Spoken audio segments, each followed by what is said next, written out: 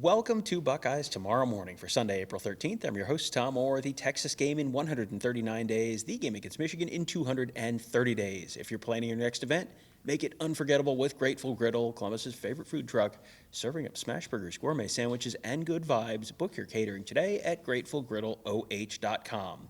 The vibes were pretty good inside Ohio Stadium on Saturday for the annual Ohio State spring game.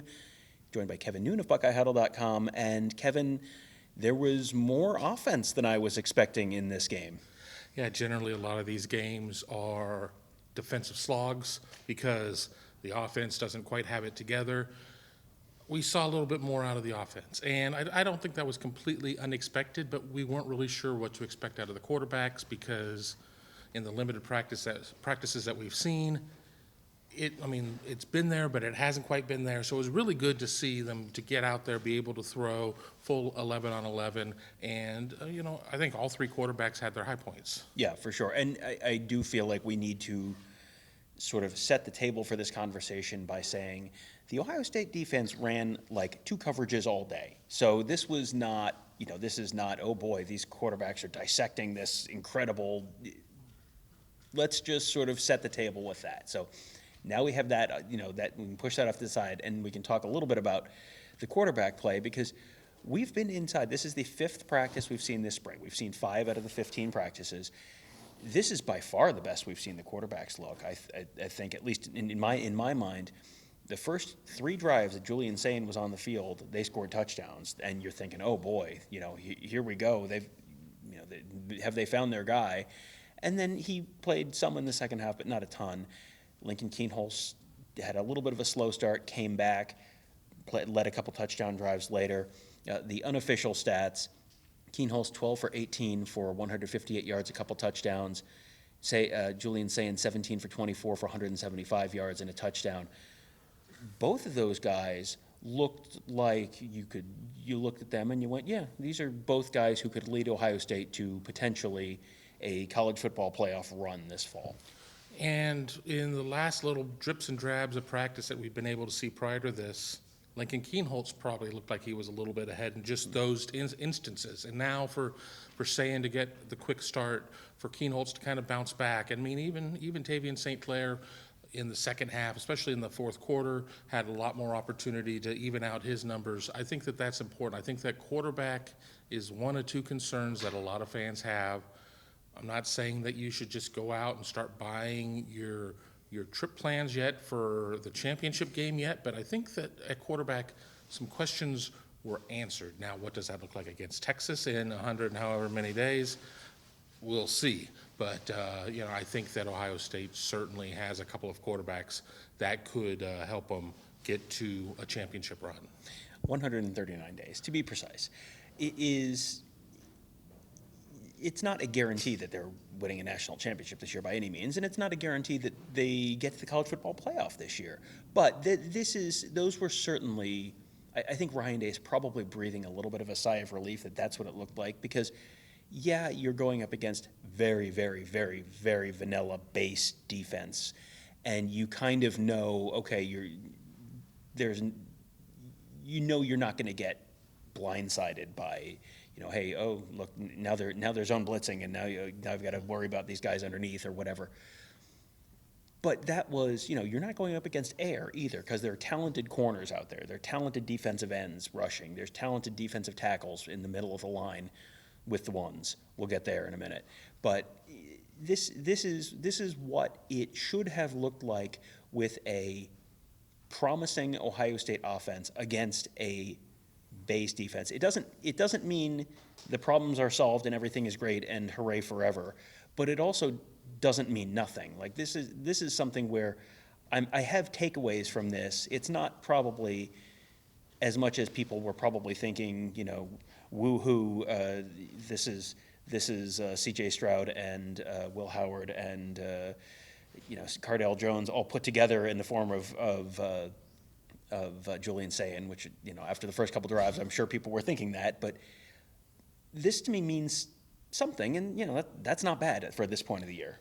I mean, you want to come out of this and you want to know everything, and that's not possible, but it's better that you come out of this and you don't know anything. I mean, I think you know some things. I think you know some of the pieces you have. I mean, obviously, the wide receivers make a hell of a lot of a difference. I think Ohio State's going to have a really good offensive line. Again, to Tom's point, they were going against some very vanilla type of defenses. Ryan Day did mention in his post-spring game presser that they have done some install, but they didn't run any of that install today. I was sitting next to Mike Pettit, one of our analysts here at Buckeye Huddle, for the spring game. He's like, oh, it was just, it was all like cover 3, cover 1 type of stuff. I mean, we did eventually in the fourth quarter see like a defensive line stunt where Tywone Malone ended up with a sack because of it. But I mean, it was very basic. But when you're still going against guys like even some of the young guys, even like a Devin Sanchez, but moving up with the depth chart a little bit more, Aaron Scott, guys like that. I mean, this is not routes on air. So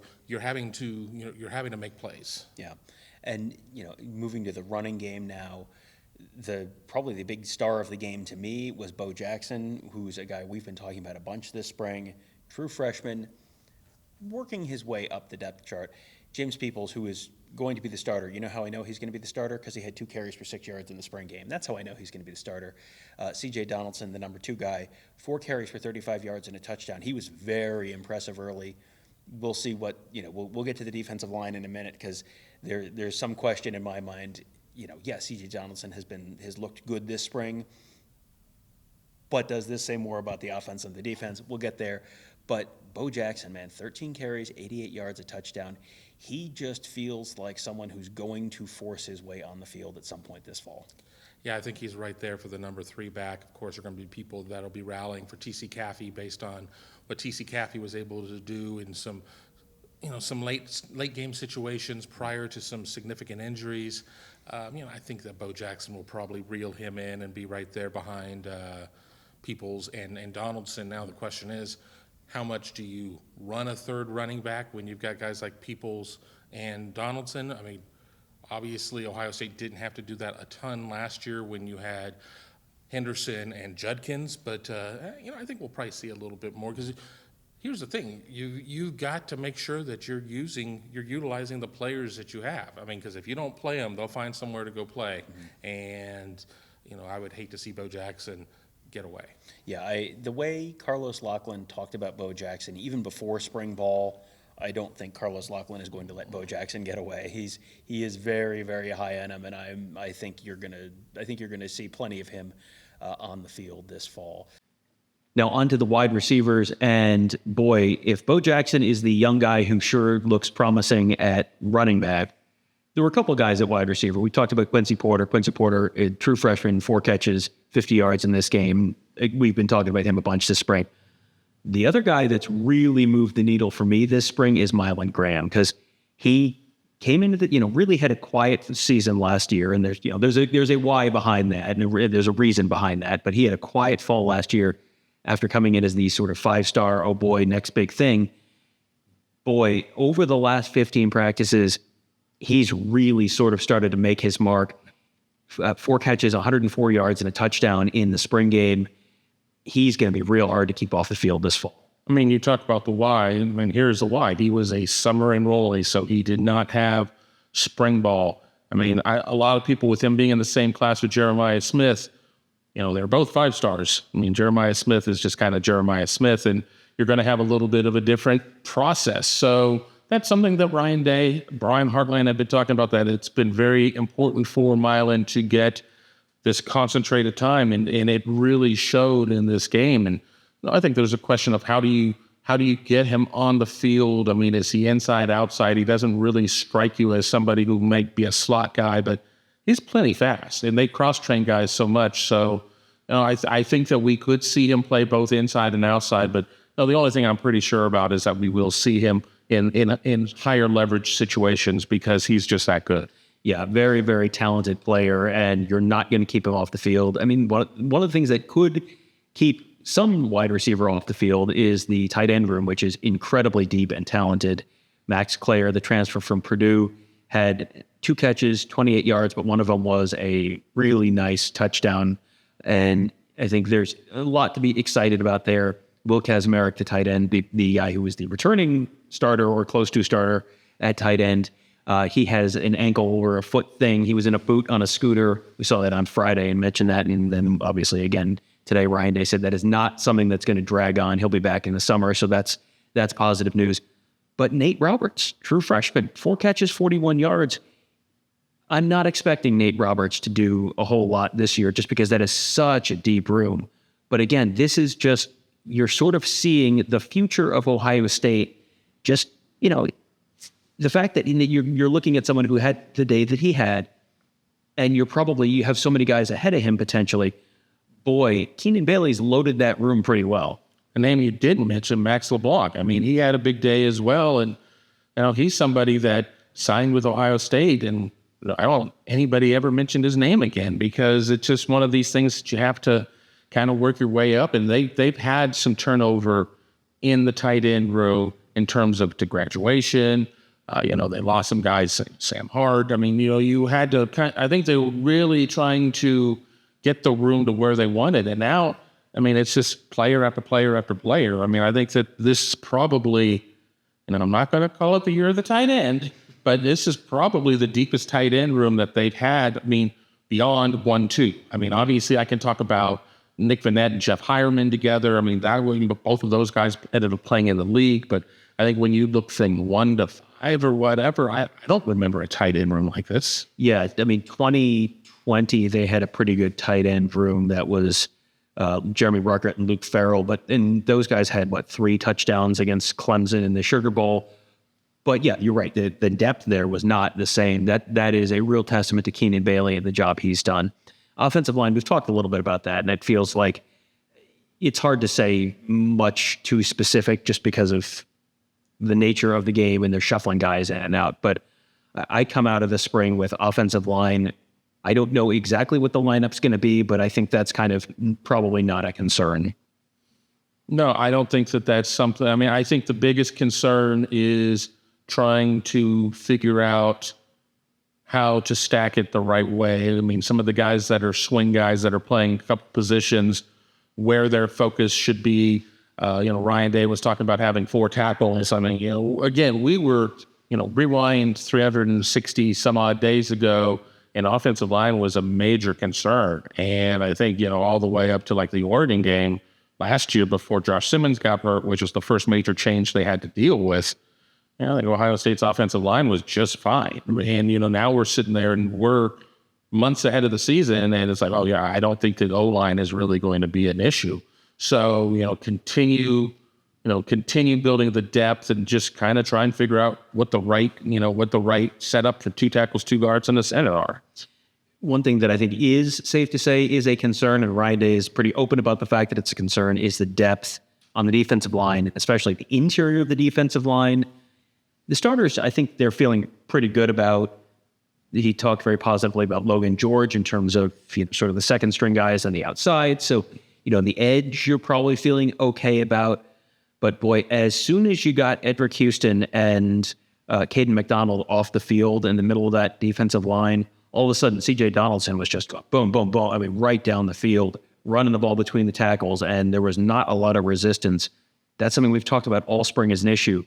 It sure sounds like the portal may be open for business for Ohio State at the defensive tackle spot in terms of they may need to bring in a guy or 2 there to sort of shore things up before Texas comes to town. I mean, I think you certainly are looking, no doubt in my mind. And if the right players are there, then you shoot your shot. Hopefully you land them. And, I think Ohio State in a lot of ways has, you lose a lot of the D-tackle depth that they've had over the last couple of years. You lose, coming off of this past year, Ty Hamilton, Tyleik Williams. I mean, you lose Hero Kanu as a depth piece, as he transfers to Texas. And suddenly they're thin, and you've got some guys that were probably ends in high school who are now sliding inside. I mean, Jason Moore is one, and you should be able to pick up the position. I mean, it's adjacent to the position you play. Well, there's a lot more to it. I mean, and you're playing in a lot less space, and your role's different. And I'm not going to sit there and try to be the X's and O's guy. That's not my role here. But it's not as easy to just plug and play and say and go. I mean, so the portal's going to be important, but the problem is there are going to be 133 other programs out there looking for D tackles, because that's just not a position that you look at each recruiting class and it's like, well, there's 75, 80 4- and 5-star guys. They're just not. Yeah. There are not. That is not something that is a naturally occurring thing in nature. The guy who's 320 pounds who can also run a 4.9 or 5.0 40. That is not something you stumble across very often, which is why they are very much in demand and why they make such a big difference when you have a few of them. One of the reasons we talked about, Ty Hamilton is probably a really underappreciated piece of this team for multiple years, because he just sort of quietly went about and did his job. And so was big brother Devon. Yeah. That is the Hamilton family. I think they may be out of Hamilton defensive tackles in Pickerington, but I'll ask. Yeah, I'll ask at Pizza Cottage. Yeah, check the next time you're at the HOA meeting. It is definitely a concern for Ohio State there. Linebackers seem fine. That feels like you've got Garrett Stover was in a boot earlier in the spring. He did not have a boot on, so that's good in terms of probably the fourth linebacker there. But C.J. Hicks and Arvell Reese and Peyton Pierce feel like they're probably in pretty good shape there. Corners. Oh, I want to jump in. Yeah. The kids, Riley Pettijohn and T.J. Alford, both looked really good. I mean, they're big. They look the role. They don't know what they don't know yet. I mean, they made some plays, but the future at linebacker is really going to be strong for Ohio State. And I just didn't want us to get through the position group without mentioning them, because they both look good today. Yeah, for sure. And those are two guys that I think we did a black stripe draft on our board, and those were two names that were who were going to be the first 5 guys to lose their black stripe. Those are 2 guys who were on a lot of people's lists, and I think those people are probably feeling reasonably good that if it hasn't happened now, that's fine. It may happen very early in fall camp. So now on to the secondary. It's strange to say for a game where the quarterbacks went 40 for 57 for 449 yards and 4 touchdowns. I think the top-level corners continue to look good. Davis Nagbe-Nosen and Jermaine Matthews. The next level of guys, Devin Sanchez, Aaron Scott. You saw some positive things from both of those guys as well. Let's not forget Bryce West did not dress today, so people looking for Bryce West's name. There's a reason we're not talking about him. We did not see him today, but I do think, and we're talking corner, but even safety. Fahim Delane had a big interception, so we saw youth being served out there to a certain extent, but with OG Walt and with Matty G, that's just the easiest way to say these things quickly. OG Walt and Matty G have done a tremendous job of loading up Ohio State's secondary on the recruiting trail, but they still certainly have IGB and Caleb Downs and these guys that are there. I mean, Lorenzo Styles Jr. looked really good out there today too. Yeah, he had a really, really good day. Tony and I talked about him a bunch on the postgame show. He feels like nickel spot is not really a concern to me at this point. It feels like he's done a pretty good job there. What we've seen from Bryce West this spring, obviously not during the spring game, but what we've seen from Bryce West this spring feels like should be fine there. One more spot we got to talk about, and that's special teams. And I'm just going to read Jaden Fielding's numbers. 34-yard field goal, good. 43-yard field goal, good. 43-yard field goal, good. 5 for 5 on extra points. We have seen him. We saw him at practice on Friday. Tony and I were there. Didn't miss a kick on Friday. Didn't miss a kick on Saturday. He talked to us earlier in the week, said he was banged up. Seems like in the middle of last season when you sort of saw, like, hey, why are these kickoffs going out of bounds? Hey, why is he missing these field goals? Feels like that, this is what it would look like if that was just a minor injury thing. Any other notes, concerns? I mean, other than interior defensive line depth, what's the biggest concern for this team right now going into the summer? I think that the biggest concern would be, and I'm not concerned about it, but would be complacency, getting fat on all of the compliments and all the success. And when you sit there and you hear about the team wanting to take down some of the national championship, garb from around the Woody, it doesn't sound like they're buying into all of that stuff. I mean, it used to always be that the biggest concern coming out of a spring ball is, oh boy, we're going to get into police blotter season. What are they going to do when they go home and they get to run around? But everybody stays around the program these days. So, it's really gone from being a 4-month-a-year sport to like an 8-month-a-year sport to now being a 12-month-a-year sport. And, positionally, I don't know if I really have, a concern. I think that you're talking about kicker. I mean, I think he's answered some things. I'm still not trotting him out there for a 52-yarder. I'm just not. We didn't really have to deal with, special teams like the return game. Yeah, that's never really seemed to be right. Even when they put Caleb Downs there, let's not forget that he dipped one against Tennessee. I think that he almost, he put one on the ground. I think it was Tennessee and then fell on it. So that isn't 100%, but yeah, I'm not one to give betting advice, but I would, I think Ohio State's a pretty good bet this year. Yeah. As for what the bet is, that's open for interpretation. I think the over-under on wins is 10.5, and they have some challenges on the schedule this year, starting with Texas, but they've got some time to get their other stuff straightened out. Ryan Day mentioned also they're maybe looking to add a little bit of depth on the offensive line just because they lost some guys in the portal window after the season, and they just may need to get the body count up a little higher in that room. So we'll see. It's going to be an interesting few weeks with the portal that opens on the 16th, goes to the 25th. And then, so we'll know who's in the portal by April 25th, and then see who Ohio State goes after between now and the end of April or early May or so. And if you're worried about complacency, well, they got some big shiny rings at the end of the first quarter during the spring game. And then Monday, they will be in Washington, D.C. to have the traditional White House visit. We will be there as well.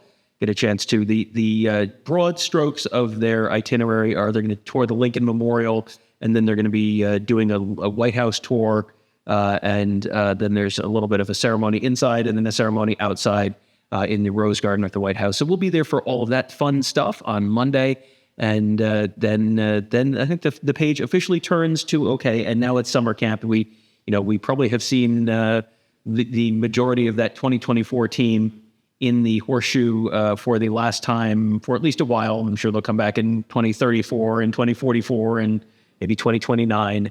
But starting to turn the page to 2025, lots of exciting stuff, some very encouraging things, I think, some very encouraging storylines for Ohio State coming out of this spring game. We'll be talking about all of them with you at BuckeyeHuddle.com. That's where Tony, Kevin, and I cover the team. Mark covers recruiting. We got our whole team of X's and O's gurus there all as well to make you a smarter football fan. That is all at BuckeyeHuddle.com. That'll do it for today. Thank you guys all for joining us. Have a great day. We'll talk to you tomorrow.